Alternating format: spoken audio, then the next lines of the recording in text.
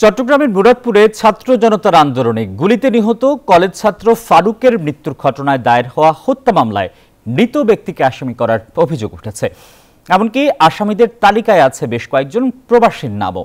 Public prosecutor বলছেন, সঠিক তদন্তে বের হয়ে আসবে জড়িতদের নাম। নয়ন বড়ুয়া জয়ের রিপোর্টে বিস্তারিত।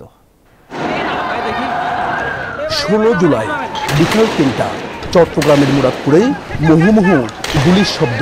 বৈষম্য বিরোধী ছাত্র আন্দোলনে স্বৈরাচারী আওয়ামী লীগ সরকারের দোসরদের হামলা ও গুলিতে নিভে যায় 3 জনের জীবন প্রদীপ। বিশ্বমানের থার্মিক্স রড, সালাম স্টিল থার্মিক্স, দেশের একমাত্র থার্মিক্স রড। এদের মধ্যে একজন ছিলেন কলেজ শিক্ষার্থী ফারুক। তার মৃত্যুর ঘটনায় 269 জনকে আসামি করে নগরীর পাঁচলাইশ থানায় মামলা হয়। এর মধ্যে আসামিদের তালিকায় 193 নম্বরে আছেন আবুল হাশেম সুমনের নাম, যিনি মারা গেছেন 2015 সালে। সম্প্রতি চট্টগ্রামের অতিরিক্ত চিফ মেট্রোপলিটন ম্যাজিস্ট্রেট আদালতে এ নিয়ে একটি অভিযোগ দায়ের করেছেন আবুল হাশেমের ছেলে মেহেদি হাসান আকাশ। আসামিদের তালিকায় আছে বেশ কয়েকজন প্রবাসীর নামও।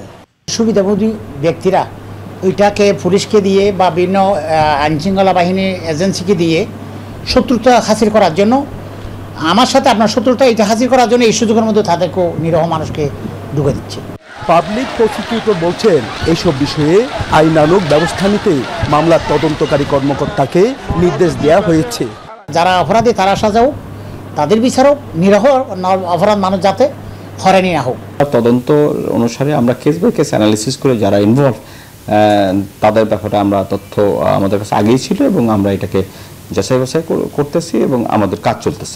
বিগত সরকারের আমলের মতো কাউকে মামলার জালে ফেলে হয়রানি করা হবে না। সঠিক তদন্তে জড়িতদের নাম বেরিয়ে আসবে বলেও জানিয়েছে পুলিশ। নয়ন বড়ুয়া জয়, নিউজ 24, চট্টগ্রাম।